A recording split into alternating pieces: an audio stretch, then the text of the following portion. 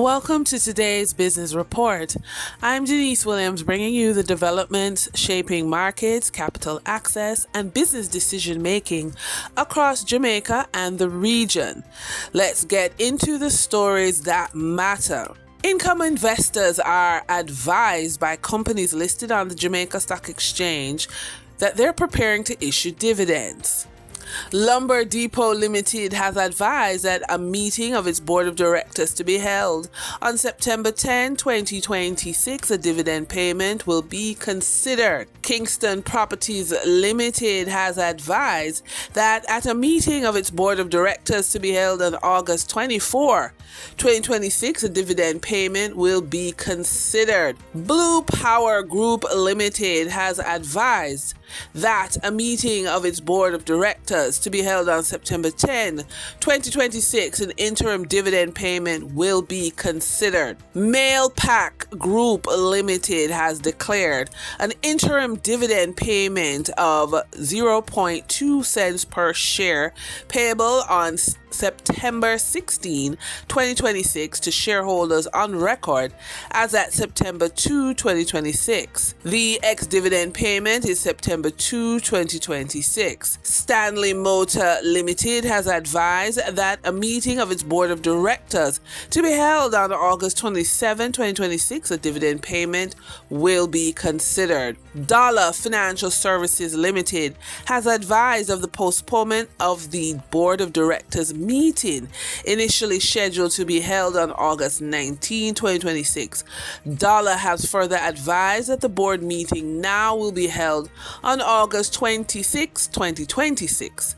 At this meeting, an interim dividend payment will be considered.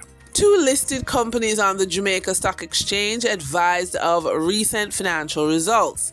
Sagicor Group Jamaica is reporting a 44% decline in net profit for the first 6 months of 2026, as the company absorbed higher claims cost linked to Hurricane Melissa and faced challenging market conditions. The Financial Services Group posted net profit of $4.87 billion, a decline of 44.2% over the same period last year. Up next, Omni Industries is reporting strong financial growth for the second quarter of 2026, supported by increased demand for construction and infrastructure-related products and supplies for Hurricane Melissa recovery efforts.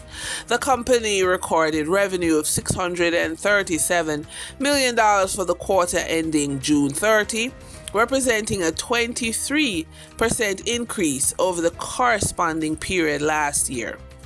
Net profit increased by 10% to $56 million. For the trading period of August 20, 2026, the most actively traded securities were West Indies Petroleum Terminal Limited with 320,026,211 units, representing 92.10% of market sales. Dollar Financial Services Limited with 4,753,881 units, representing 1.37% of market sales. Fontana Limited shares with 4,483,716 units, representing 1.29% of market sales. Investor activity remained concentrated in distribution and transportation plays, signaling continued interest in dividend-producing and strategic assets. Turning to the foreign exchange market based on Bank of Jamaica data for August 20, 2026, Forex traders recorded significant activity with strong demand across major currencies. For the US dollar, trading margins reflected steady liquidity, with the US selling at $159.56 and buying at $157.33. For the Canadian dollar, moderate gains supported by 5 $5.41 transaction spreads. The Canadian dollar sold for $116.50 and was bought for $111.09. For the British pound, continued volatility offered short-term trading opportunities of $3.17 in profits for the banks. The British pound sold for $217.53 and was bought for $214.41. These movements underscore the importance of cash flow timing and currency awareness for businesses managing import costs, debt servicing, or overseas exposure. For our credit report tip of the day, the credit score is the symptom. Not surprisingly, cash flow is the problem. When food prices rise faster than salaries, the real issue is shrinking purchasing power. A household may begin charging groceries, utilities, or other necessities simply because the paycheck no longer covers as much as it once did. Over time, that can increase credit card balances, utilization, and debt, and eventually lead to missed payments. But there is a bigger lesson.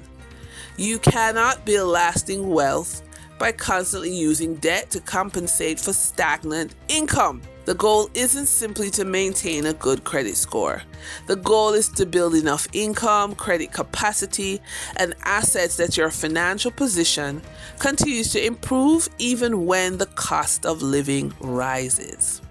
In our Funded in Focus feature, for decades, entrepreneurship often began with a financial question. How much money do I need? But AI and social media are changing that question to, what can I build with what I already have? A professional can turn expertise into consulting. A creator can turn an audience into customers. A small business can use AI to reduce administrative and production costs. Social media can provide distribution without a large advertising budget. The goal, therefore, isn't necessarily to remain undercapitalized, keep bootstrapping. That's not the goal.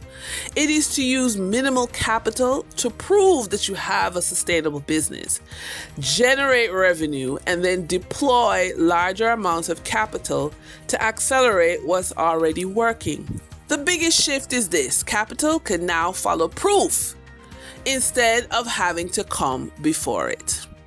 And that's today's Business Report. I'm Janice Williams. Until next time, stay informed, stay intentional, and keep building forward. See you soon.